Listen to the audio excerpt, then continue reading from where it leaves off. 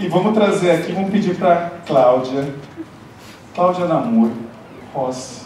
Vem aqui, uma salva de palmas para a Cláudia, por favor. Cláudia, seja bem-vinda.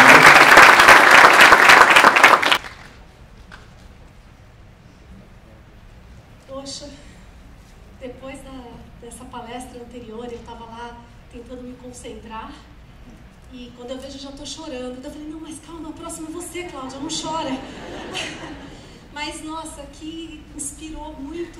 Eu que sou fisioterapeuta, então, imagina, arrepiou do dedinho do pé até o último fio do cabelo. Parabéns, Marcelo, parabéns mesmo. Fiquei até com vontade de ir para lá, abastecer o carro.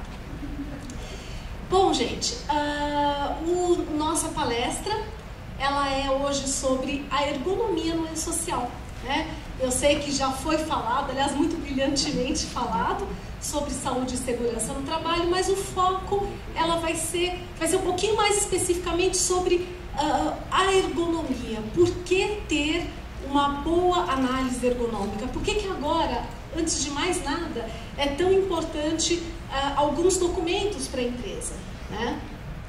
Eu digo sempre que a ergonomia está num momento muito importante no Brasil. Um momento, de fato, bastante relevante para a gente. Por que isso, né? A gente teve, nos últimos anos, aliás, as empresas e nós, profissionais dessa área, tivemos nos últimos anos alguns fatores, alguns instrumentos legais que fizeram com que as empresas estivessem mais alertas para a saúde ocupacional. Né? Alguns instrumentos legais foram aprovados nos últimos anos. Um deles, talvez o primeiro que a gente conhece, que a gente fala muito, é a NR17, que é uma norma regulamentadora que é uma obrigação. Toda empresa, independente do seu tamanho, ela tem que ter a NR17. E o que é a NR17? É uma análise ergonômica. Isso data de 1990. Só que depois de 1990, nós tivemos outros instrumentos legais que também foram muito importantes.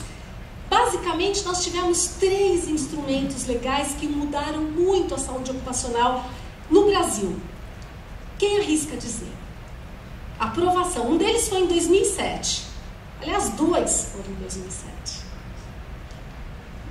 Pode falar alto. Nexo Técnico Epidemiológico Previdenciário.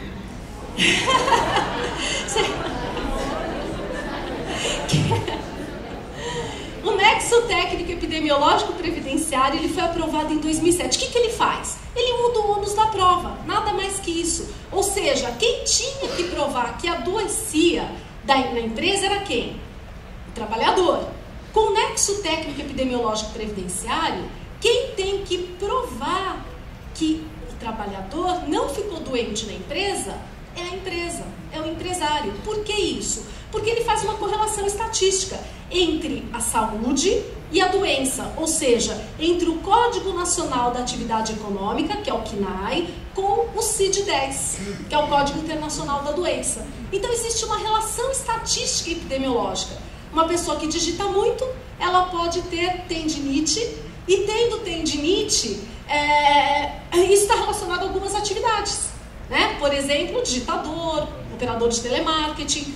Se essa pessoa ela adoece, tem uma tendinite, por exemplo, e a empresa não abre CAT, ela pode requerer o seu benefício previdenciário lá no INSS, e o perito lá no INSS, quando ele vê que o CID-10 é tendinite, e ele também, quando ele percebe que o que ele faz é uma digitação, ele automaticamente transforma em ocupacional o benefício, não mais só previdenciário, mas trabalhista.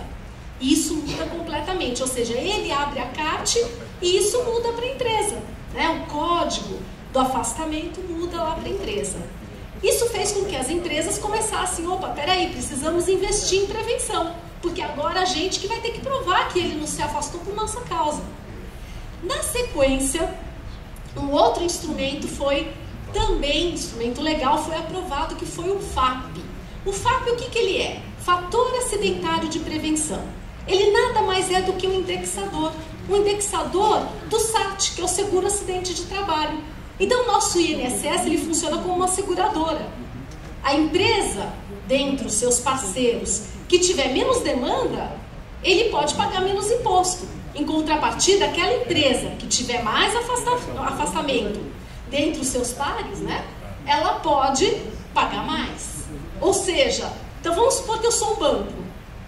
O meu código, minha NR4, melhor dizendo, vamos supor que seja 2, ou seja, vamos supor que eu pague 2% da minha folha de pagamento de seguro acidente de trabalho, ok? Do SAT. Vamos imaginar que eu tenha muito acidente, muito mais do que as outras instituições financeiras. Então, o que nossa Previdência pode fazer? Pode aumentar, ela pode indexar esses meus 2% através do FAP. Então, ela vai pôr um multiplicador, vamos supor que ela coloque 2 de multiplicador, que é o máximo, é o teto. Ao invés de eu pagar 2%, eu vou pagar 4%. Vocês imaginam que isso pode gerar de prejuízo numa folha? Imagina uma folha de pagamento do Banco Itaú, do Banco Bradesco. O que isso não significa? 4%. Em contrapartida, se essa empresa tiver ações preventivas, ela pode requerer o quê? Uma diminuição do seu SAT, o que nós chamamos de incentivo fiscal. Então, esses são alguns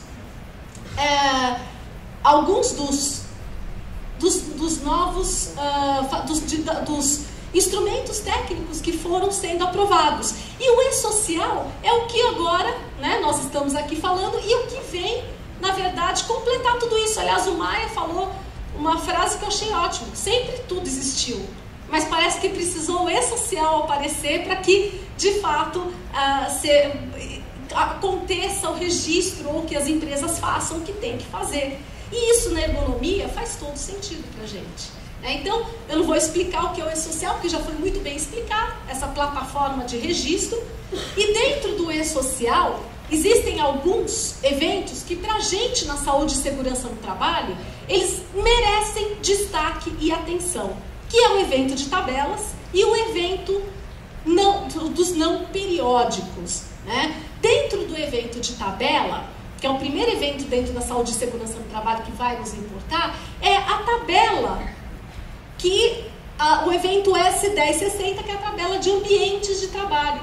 Nessa tabela, vocês vão ter que elencar todos os ambientes da empresa e registrar todos os riscos que tem em cada ambiente. Ainda dentro do evento de tabelas, vocês vão ter que colocar a descrição das tarefas que aquele trabalhador, que cada trabalhador faz. É uma outra tabela, ok? Mas é uma tabela em que vocês vão colocar os cargos e funções e a tarefa, que é aquela tarefa que tem no RH, para cada função, certo? Que nós chamamos isso de, dentro da ergonomia, de tarefa prescrita. É aquilo que está prescrito para o trabalhador. E no evento de ambiente, vão ter que ser discriminados todos os ambientes da empresa e todos os fatores de risco que tem em cada ambiente. De acordo com o quê? De acordo com uma tabela, que é a tabela 23, que está lá no anexo 1 do manual do E-Social.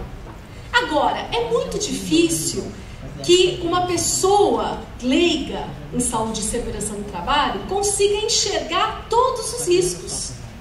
E aí vem a necessidade do quê? Dessa empresa ter documentos que sejam documentos adequados, muito bem feitos, não aquele documento pro forma, ou seja, aquele documento que simplesmente existe para você ter na tua gaveta. Não.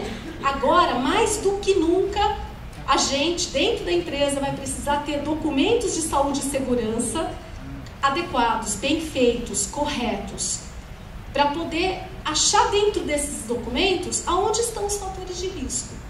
E aí sim poder preencher lá na plataforma, ok? Do E-Social. Nesse ambiente, nesse evento S1060, ele vai inclusive fornecer informações para o PPP. Então o PPP, o Perfil Profissiográfico Previdenciário, ele não vai ser mais entregue de forma física, ele também...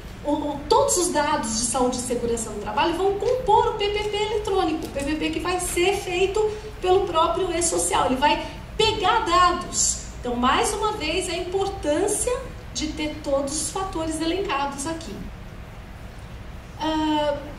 O evento 2210, que é o evento de comunicação de acidente de trabalho, que é o CAT, é um outro evento importante para a gente. Ou seja, a CAT vai ter que ser aberta. E aí aqui eu faço 3 ressalvas importantes. Primeiro, vai ter que ser aberta. Segundo, quando vocês colocarem na CAT, no comunicado de acidente de trabalho, qual foi o motivo da doença, né? Então vai ter que elencar também dentro da CAT, tem uma outra tabela, que é a tabela número 18, em que nessa tabela vai ser descrito o motivo daquele acidente de trabalho.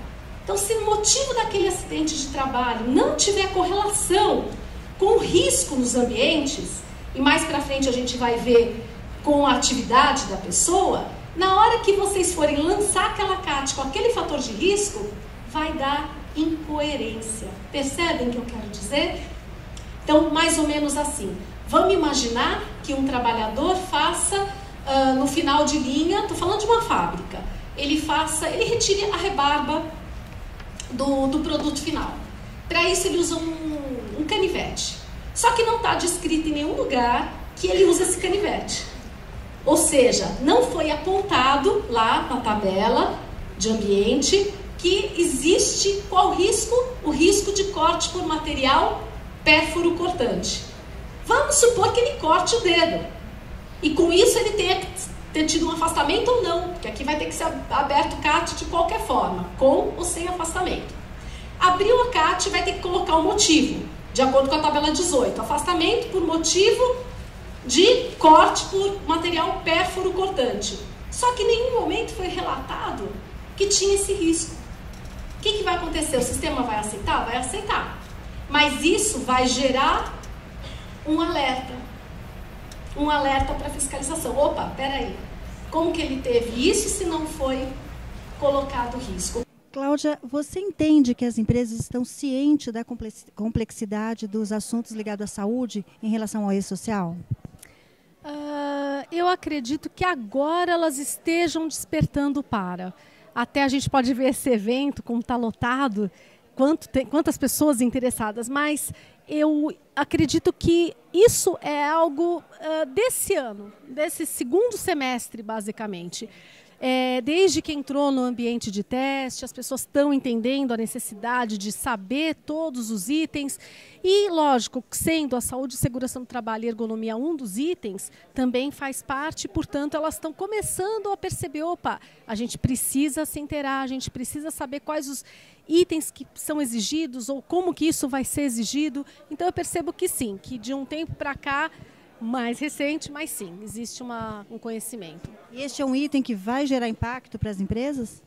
Vai gerar muito impacto para as empresas em relação à saúde e segurança no trabalho, porque tudo que até então era levado de uma forma, por algumas empresas, de uma forma informal, agora não vai dar mais. Elas vão ter que ter os documentos bem feitos.